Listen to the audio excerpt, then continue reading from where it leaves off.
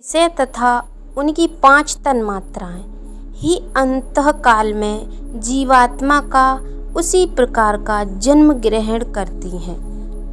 22वें सूत्र में आत्मदर्शन कर्मकांड 22वें सूत्र में विषयादि तन्मात्रां शरीरस्य आलस्य वा कारणम अस्ति।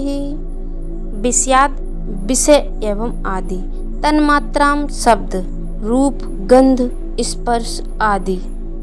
निसंदेह सद्गुरुदेव भगवान 22वें सूत्र में समझा रहे हैं कि विषयों में 5 तन्मात्राएं होती हैं, जो शब्द रूप रस गंध तथा स्पर्श 5 तन्मात्राएं में बंधा ये जीव मृत्यु तथा जन्म को धारण करता है। जैसे सपेरा अपनी बीन बजाता है तब सर्प निकलकर उस शब्द को सुनकर लय हो जाता है एवं अपने को सपेरा में हवाले कर देता है, वैसे ही पतंगा रूप के विषय में अवगत होकर ज्योति में मिलता है और मिलकर अपने प्राणों का हवन कर देता है।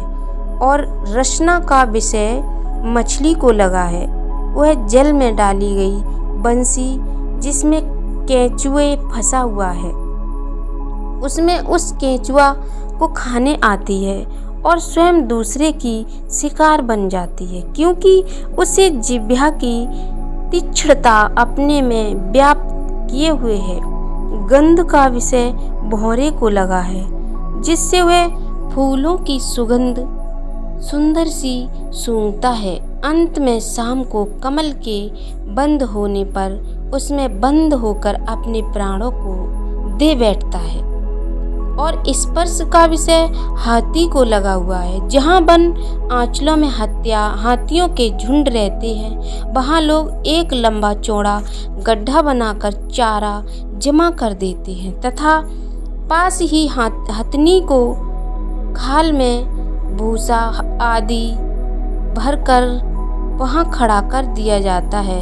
मदमस्त हाथी आकर उसे देखता हुआ चलता और स्पर्श के विषय में आसक्त उस गड्ढा में गिरकर छटपटाता रहता है, अपने को दूसरे के बंधन में बंधा देता है।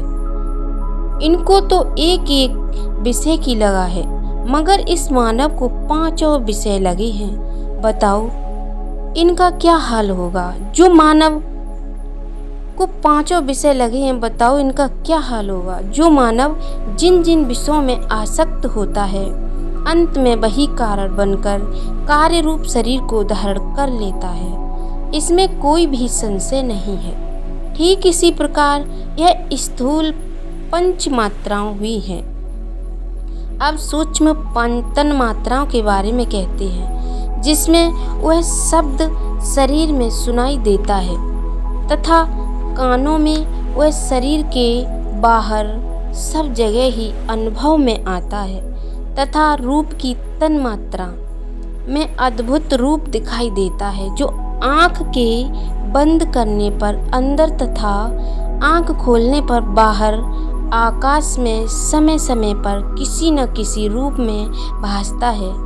इसकी तन्मात्रा में वह जिह्वा के विशेष रस का आस्वादन करता है, जो किसी भी भौतिक पदार्थ में नहीं पाया जाता है। गंध भी ऐसी सूक्ष्म तन्मात्रा भासती है, जिसमें वह साधक विशेष गंध को सूंघता है तथा परमात्मा के विषय विशेष रूप में स्पर्श करता है। जैसे साधक यदि एक भी सूक्ष्म तन्मात्रा को पाता है तो वह उस परमात्मा के सानिध्य को पाने लगता है, उसका परमात्मा में विश्वास हो जाता है। इस प्रकार जीव की स्थूल तथा सूक्ष्म 2 प्रकार की तन्मात्राएं हैं।